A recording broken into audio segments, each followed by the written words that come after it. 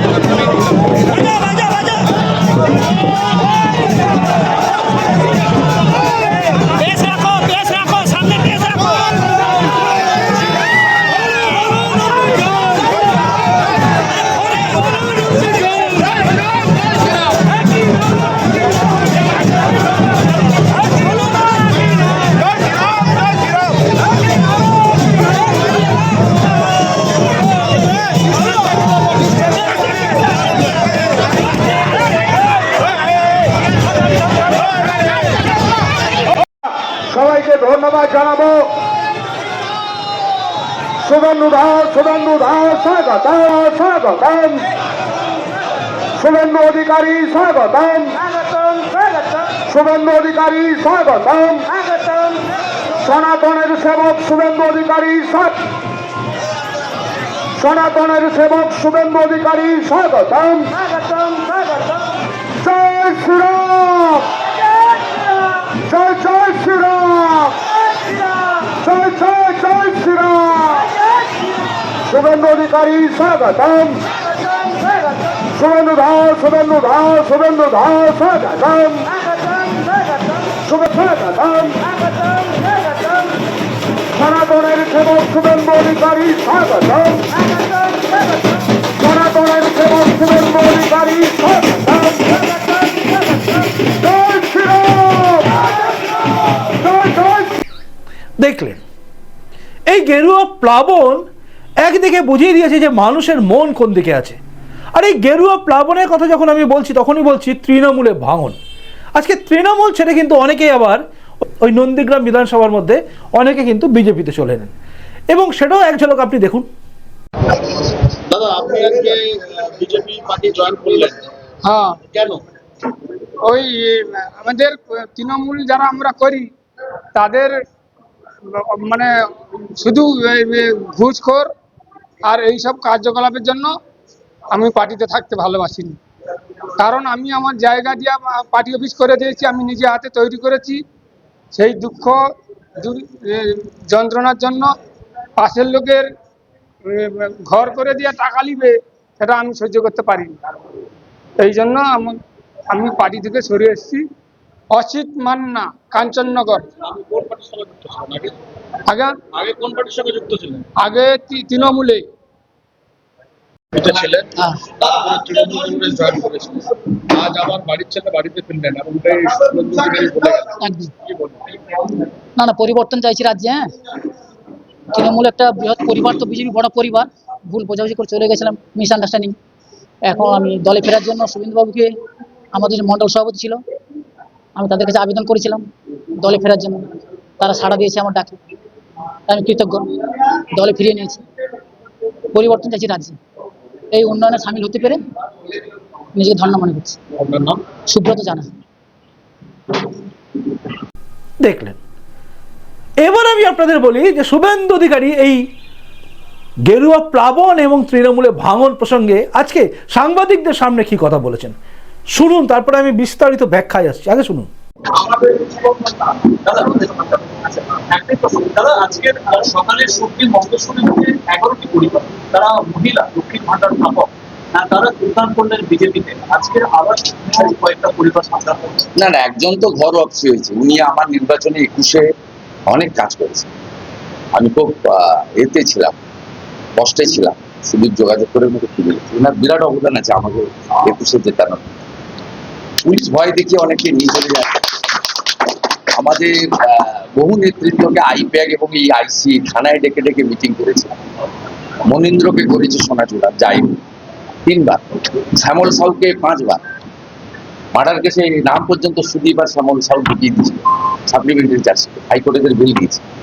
চেষ্টার ত্রুটি করেনি 1 বছর ধরে, কোনো লাভ হবে না, কোনো লাভ হবে না। যারা 21-এ মমতা ব্যানার্জিকে পরিত্যাগ করেছে, তারা 26-এ অন্য কাউকে গ্রহণ করবে ব্যক্তিগত স্বার্থে।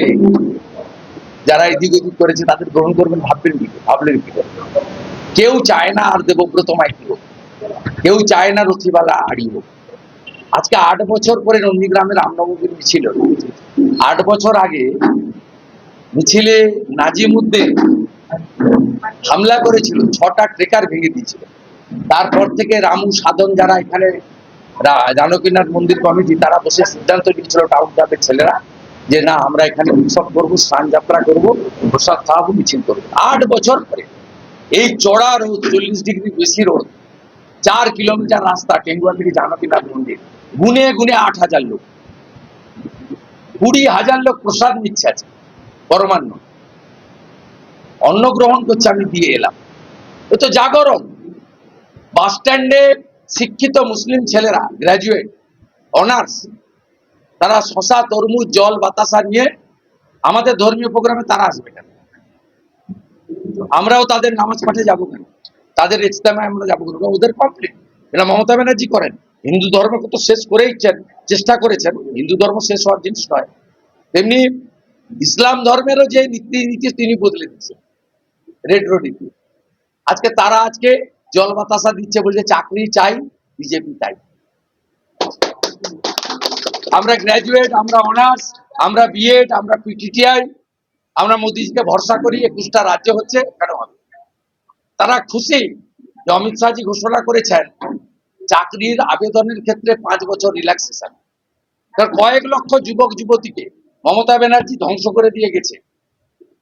তাদের চাকরির বয়স পেরিয়ে গেছে, আর যুবকরা তো বিয়েই করতে পারে, নিজেই খেতে পারে না, বাবার সুগারের ওষুধ কিনে দিতে পারে না, আর জনকে নিয়ে এলে খাওয়াবি। এই সর্বনাশ থেকে বাংলা বাঁচাতে চায়, তাই দিকে দিকে আজকে মানুষ ভারতীয় জনতা পার্টির পতাকা দলে সামিল হচ্ছে। 4 তারিখে দেখবেন, খুঁজে পাওয়া যাবে না, বুথগুলোর অবস্থা দেখবেন। এবং তৃণমূল এখানে যে লড়ছে সেটা দ্বিতীয় না তৃতীয় হওয়ার জন্য। আইএসএফ ভার্সেস তৃণমূল কংগ্রেস হবে, কে সেকেন্ড পজিশন পাবে। এবং আমি আজকে বলে গেলাম, বয়ালের, দাউদপুরের, মোহাম্মদপুরের, কেন্দামারির, শামসাবাদের মুসলমান বুথে